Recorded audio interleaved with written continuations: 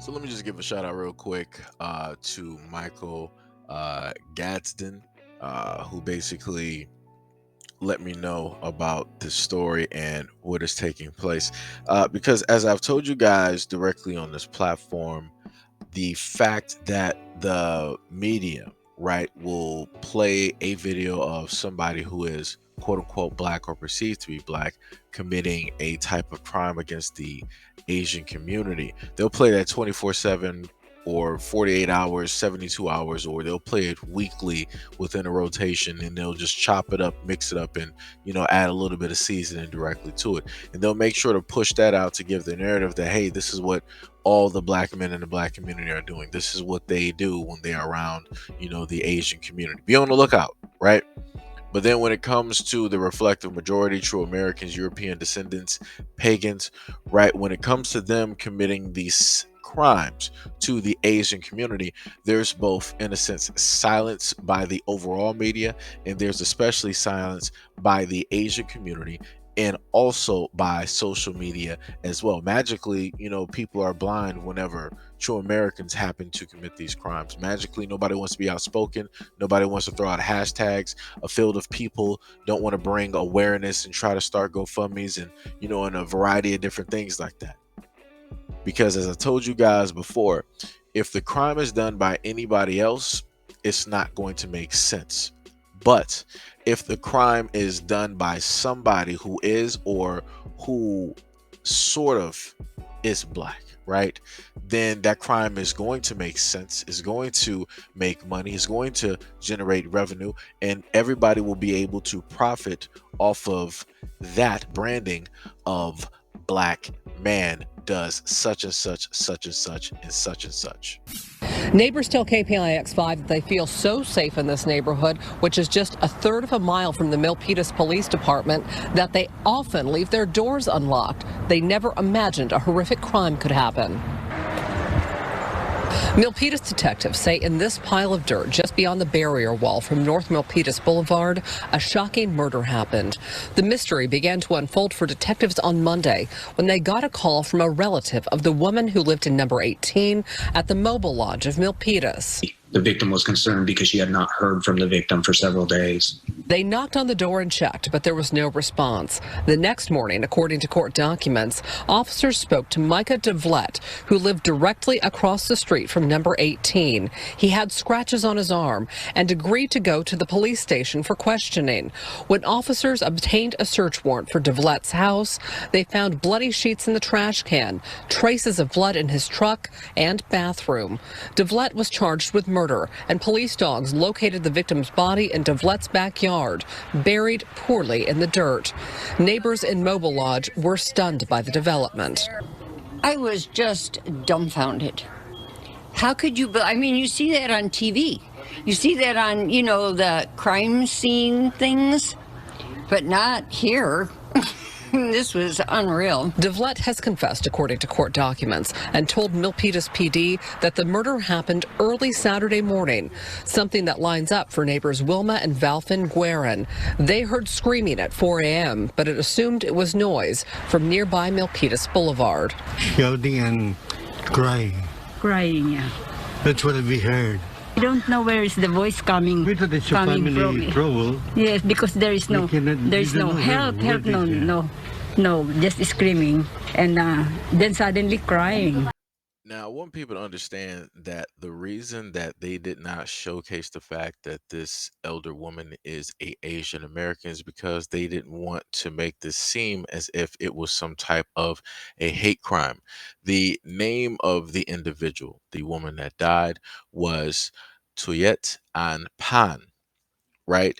And usually, whenever stories like this come about, you can usually tell, even if they don't show who the victim is, you can usually tell who the story is about because they will make sure to have certain reporters broadcasting the story. And at least in two different instances, I was able to see two, if not three, Asian reporters reporting directly about the story, and they were the ones giving off the information. So in that way, the media will, in a sense, let you know who it is that has been specifically affected by the story because they tend to hand these stories off to people, right, who are a part of that ethnic group.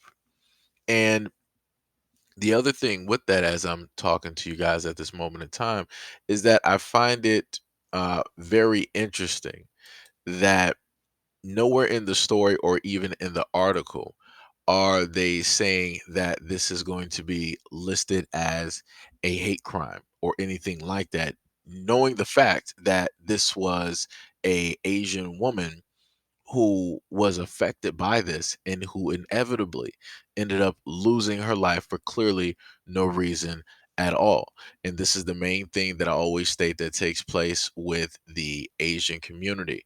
Whenever things happen and it's by the individuals who they prefer, who they want to be just like shoulder to shoulder, different things of that nature, there's usually deafening silence when it comes to stories like this.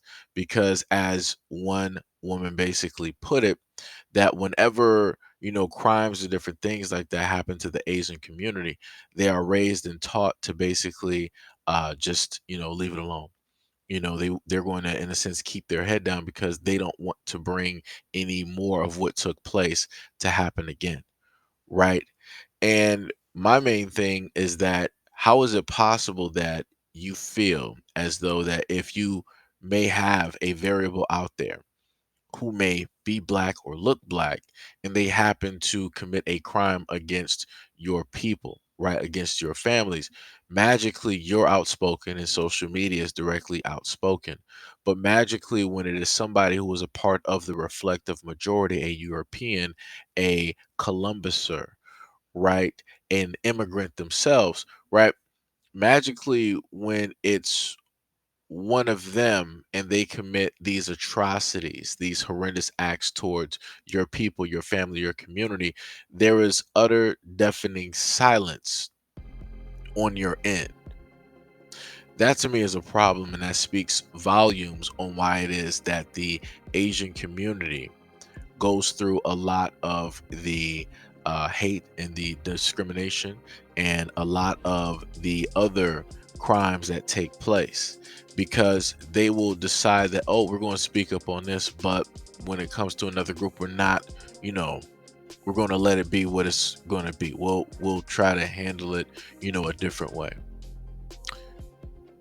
This is the problem. This is why things like this are able to happen, because you have enablers who enable things like this to happen. Even within the story itself, when the reporter was interviewing one of the individuals there that live in the trailer park neighborhood, they stated that, hey, yeah, we heard screams and yells, but we didn't know where it came from.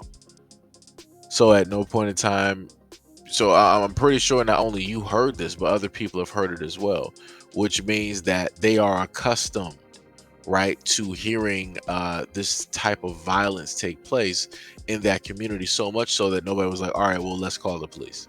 Let's get, people involved. Let's, make sure and go door to door, during the day to make sure everything is everything with all of our neighbors. Like I said, this is the type of world that we live in at this moment in time. People want to say that they care, but do they really actually care? Or is it that they only decide to care only when it's a specific type of person committing the crime that's being spoken on?